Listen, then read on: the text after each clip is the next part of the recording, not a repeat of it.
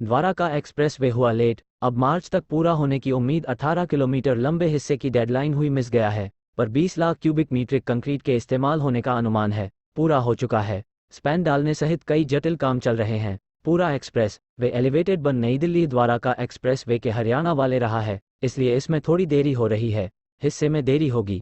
इसकी डेडलाइन जनवरी में थी। खास बात यह है कि द्वारका एक्सप्रेस वे दिल्ली, लेकिन अब यह मार्च तक पूरा होगा।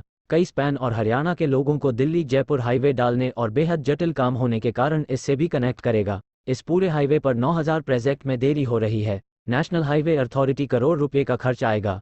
इस एक्सप्रेस वे पर ऑफ इंडिया NHAI ने पहले दिल्ली हरियाणा देश की सबसे लंबी शहरी सड़क टनल बनाई, जा बॉर्डर से लेकर खिड़की दौला तक 18 किलोमीटर रही है। ये 3.6 किलोमीटर लंबी और 8 लेन वाली लंबे इस एक्सप्रेस वे को इस साल जनवरी तक होगी। दिल्ली को हरियाणा से जोड़ने वाला द्वारका बनाने टारगेट रखा था।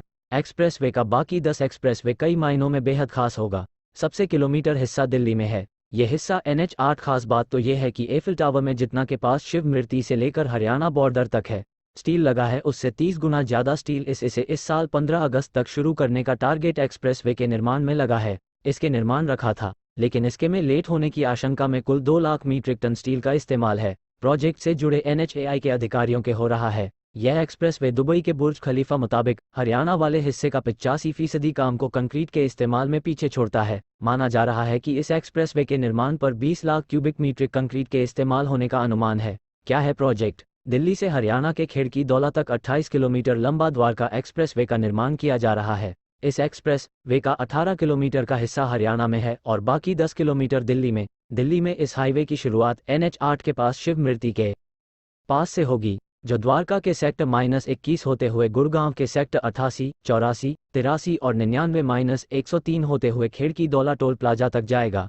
इसके अलावा दिल्ली एयरपोर्ट के लिए एक गहरी टनल के जरिए भी कनेक्टिविटी दी जाएगी। हाईवे पर होंगी ये सुविधाएं। द्वारका एक्सप्रेस वे पर 4 मल्टीलेवल इंटरचेंज होंगे। प्रमुख जंक्शनों, टनल और अंडरपास, एलिवेटेड फ्लाईओवर के ऊपर फ्लाईओवर बनाए जाएंगे, जिनमें देश की सबसे लंबी शहरी सड़क सुरंग निर्माण शामिल है। इसके निर्माण में 34 मीटर चौड़ी 8 लेन की सिंगल पिलर पर बनी सड़क भी शामिल है। इस पर ट्रैफिक मैनेजमेंट के लिए state of art intelligent transportation system, toll management system, CCTV camera जैसे हाईटेक व्यवस्था की जाएगी।